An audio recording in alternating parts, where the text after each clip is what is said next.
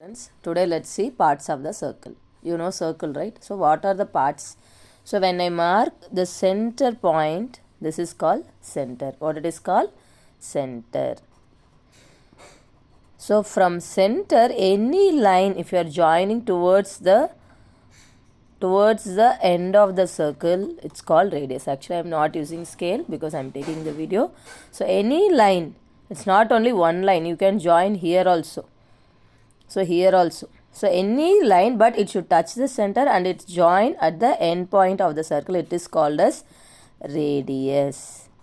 What it is called? Radius. Whether will be only one radius? No, there are so many radii around the circle. So, but it should start from the center and it should join. Okay, so suppose if the line passes through the center from both the end points. Suppose from here to here. So example, you can see there is a line passing through the center. So it is called as diameter. What it is called? Diameter. Diameter means compulsory it should pass through the center, but it will touch both the ends here from here to here. So which is big?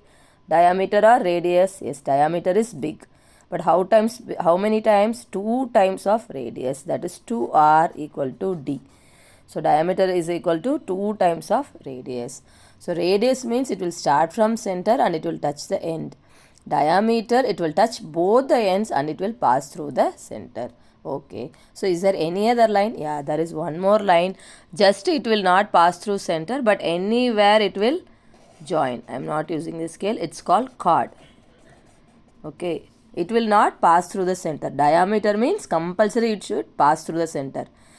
Is diameter also a chord? Yeah, it's a chord, but this chord is the longest one and it's passing through the center. But chord cannot be a diameter because it is not passing through the center.